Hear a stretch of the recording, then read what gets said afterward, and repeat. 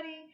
My name's Lyndsey and I work at the Canmore Public Library, and this is Miss Lyndsey's Corner, a place where we will read books, sing songs, share rhymes, play games, but most importantly have fun. Now, today at Miss Lyndsey's Corner, we're going to be talking all about bears. Being in Canmore, we are so lucky because that means that we might get the chance to see a grizzly bear or black bear in their natural habitat. Right now, bears are busy filling their bellies with all the berries and food they can find as they start to get ready for their long winter's nap. Before we get started, I thought we should sing our hello song like we always do and wave to each other while we sing. Are you ready? Great, me too. Well, hello everybody, can you wave hello? Wave hello, wave hello. Well, hello everybody, can you wave hello? Wave hello. Great job, everybody. Thanks for singing along. First, I would like to share a bit of a poem and a rhyme with you. It has a cave. You just put your fingers together and curve your hand around to make a cave. And a bear. And we're just going to use our thumb as our bear. It goes like this. Here is a cave. Inside is a bear. Now he comes out to get some fresh air. He stays out all summer in sunshine and heat and hunts through the forest for berries to eat. When the snow comes down, the bear hurries inside his warm, cozy cave where he will hide. Snow covers the cave like a fluffy white rug, but inside the bear stays cozy and snug, while he sleeps away the winter. Sometimes I wish I could sleep away the winter. All right, now we're going to play a game. We're going to play Guess That Bear, where I describe a bear and you have to guess what type of bear it is. Are you ready? Great, let's get started. My first bear is very, very big, brown, has shoulder humps, and loves to eat berries and fruit and nuts. What type of bear do you think that could be? A very big brown bear. Grizzly bear, you're right. Great job. My second bear is white all over, lives where it's very, very cold, and spends most of its time on sea ice where it hunts. What type of bear do you think that could be? A big white bear that lives where it's cold. Did you say polar bear? Great job. My third bear is smaller than a grizzly bear, is black in color, and can climb trees really, really fast. What type of bear do you know that is smaller than a grizzly bear and black in color? Did you say black bear? You're right. Great job. My fourth type of bear has a black and white coat, has black patches over its eyes, eats lots and lots and lots of bamboo, and lives in China. What type of bear do you know that is black and white and eats tons of bamboo?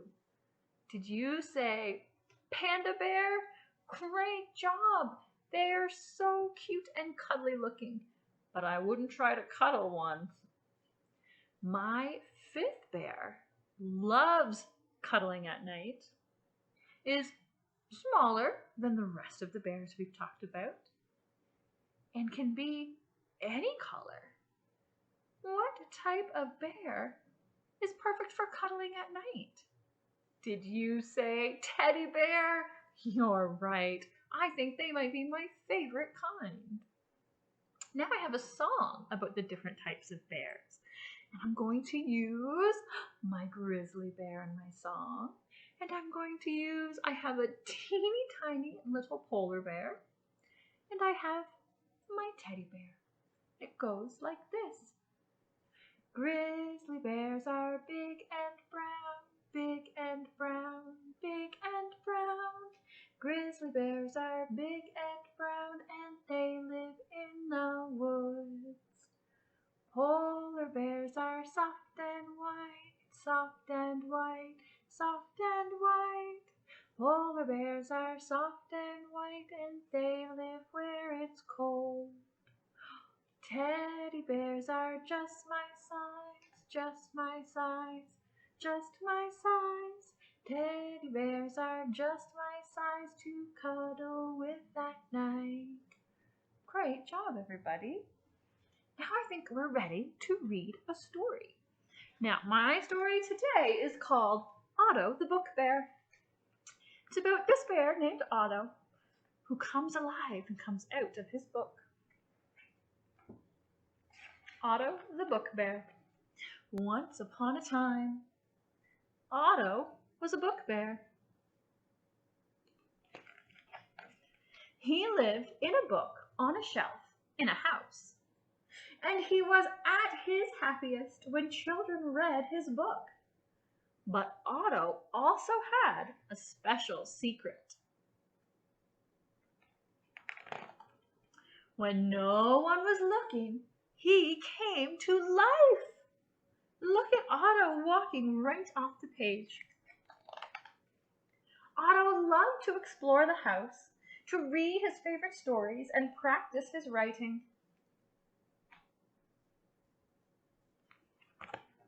But one day, something terrible happened, and Otto was left behind.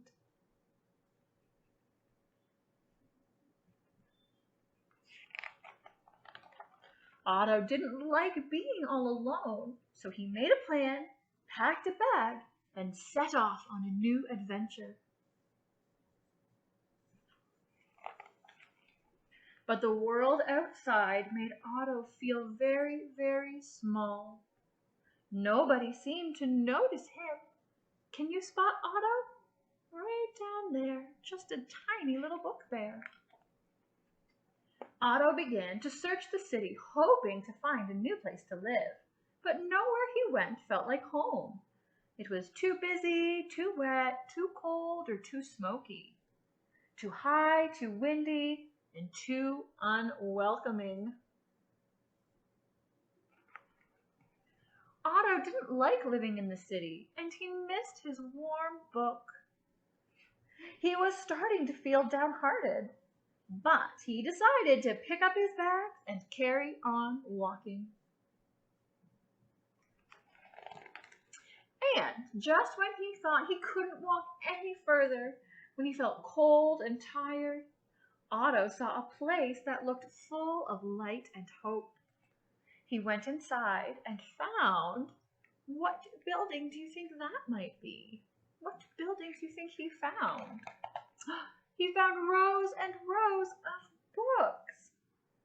That sounds like a library, doesn't it?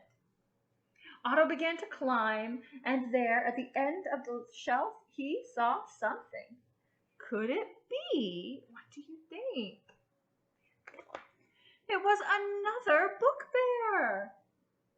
The other bear shook Otto's paw and said, "I'm Ernest. How do you do?" Otto's new friend showed him around the library, and he discovered it was full of book creatures just like him. Otto is in a library, and he's meeting so many other book creatures just like him. Together with Ernest, he could once again read his favorite stories, practice his writing, and try out all kinds of exciting new things. And the best part was, now Otto had lots of readers, and that made him the happiest book bear of all. All the children who come to the library read Otto's book, and they make him the happiest book bear. And there's Otto snuggling up with his new friend. The end. Isn't that just a lovely story about Otto the book bear? Okay, now I think it's time for another game. What do you say? Now I'd like to play a game that's a true or false game. So I'm going to say a statement about bears, and you have to give me a thumbs up if it's true, if that's right, or give me a thumbs down if it's wrong. False, so thumbs up for true, thumbs down for false. My first bear fact is that bears can climb trees. Is that true or false? Ding, ding, ding, you're right, that's true. Bears are better at climbing trees than we are. They can climb them so fast. But not all bears are great at climbing trees. Black bears can climb a tree very quickly, while grizzly bears are a bit slower because they have longer claws that make it harder for them to climb the tree. Okay, my second bear fact is that bears eat only meat. Do bears eat only meat? Is that true or is that false? That bears eat only meat?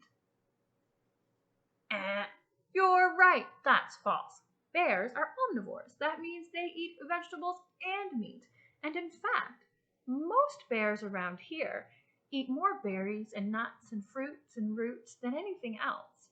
But they will eat things like fish. Okay, my third bear fact is that you should always carry bear spray when hiking or camping in bear country. Is that true or false? You're right, that's true. It's very important to make sure that you have bear spray with you when you're out hiking when the bears are awake. Okay, my fourth bear fact is that bears stay awake all winter long. Is that true or false? Do bears stay awake all winter long? No, that's false. Bears have a nice long nap as they hibernate in the winter.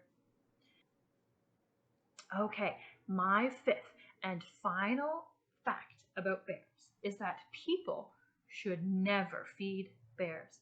Is that true or is that false? People should never feed bears. That's true. That's very true. People should absolutely never feed bears because they're very smart.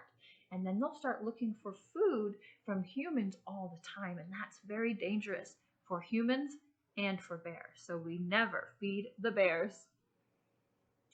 All right, everybody, that's all the time we have today at Miss Lyndsey's Corner. Thank you so much for joining me. Let's wave goodbye to each other while we sing our goodbye song. Well, hello, everybody, can you wave goodbye?